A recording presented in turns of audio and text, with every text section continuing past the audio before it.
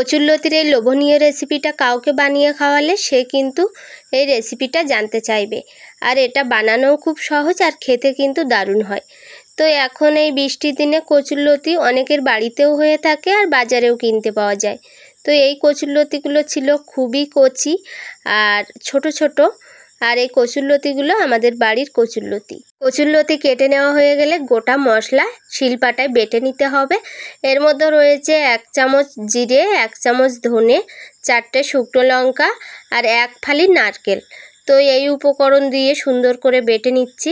আর বাটা মশলায় কিন্তু যে কোনো রান্নার স্বাদ অনেকটাই বেড়ে যায়। তো এখন বেটে নেব সেদ্ধ করে রাখা কিছুটা চিংড়ি মাছ আর কয়েক ক রসুনের কোয়া আর 4-5টা কাঁচা লঙ্কা আর একটা পেঁয়াজ কোচানো। তো এগুলো খুব সুন্দর করে বেটে নেব। বেটে নেওয়া হয়ে গেলে প্লেটে তুলে নিচ্ছি। আর এখন এর সঙ্গে দিয়ে দেব স্বাদ মতো লবণ পরিমাণ মতো, আর দিয়ে দেব হলুদের গুঁড়ো, আর দিয়ে দেব সরিষার তেল। সরিষার তেলটা একটু বেশি পরিমাণে দিতে হবে। দিয়ে এই মশলাগুলো খুব সুন্দর করে হাত দিয়ে মেখে নিতে হবে। আর এরপরে দিয়ে দিচ্ছি কেটে রাখা কচুরলতিগুলো, ছোট ছোট করে কেটে নিয়েছিলাম। তো এগুলো দিয়ে একসঙ্গে খুব সুন্দর করে হাত দিয়ে একটু মেখে নিতে হবে। এগুলো একটু সময় নিয়ে মেখে আর রেস্টে রেখে দিতে হবে প্রায় 10-20 মিনিটের মতো। আর এখন কিছুটা কুমড়ো পাতা নিয়ে নিয়েছি, আর কুমড়ো পাতাগুলো একটু কচি দেখে নিতে হবে। এখানে কুমড়ো পাতার জায়গায় কিন্তু লাউয়ের পাতা ব্যবহার করলেও খুব সুন্দর হবে। তো এই কুমড়ো পাতাগুলো খুব সুন্দর করে ধুয়ে নিতে হবে, কারণ এখন বৃষ্টির দিনে বিভিন্ন পোকা এই পাতার মধ্যে লুকিয়ে থাকে, বাসা বেঁধে থাকে। তো খুব সুন্দর করে ধুয়ে নিলাম, ধুয়ে জল ঝরিয়ে রেখে দিলাম। তো এই রেসিপির সঙ্গে কিন্তু যে কোনো এক ধরনের পাতা ব্যবহার করলে দারুণ হয়।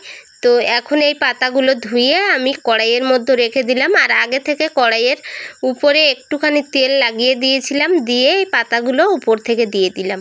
আর পাতার উপরে মেখে রাখা কচুরলতিগুলো দিয়ে দিলাম, মশলা মেখে রাখা।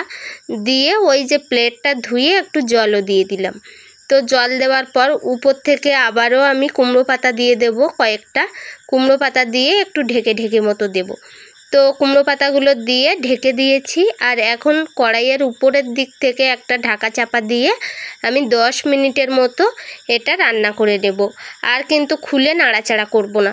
তো 10 মিনিট হয়ে গেছে, যেভাবে বসিয়ে দিয়েছিলাম সেইভাবে কিন্তু হয়ে গেছে। আর এখানে কিন্তু নাড়াচাড়া করার দরকার নেই, গ্যাসের ফ্লেমটা লো করে রাখতে হবে, ভাপে কিন্তু হয়ে যাবে।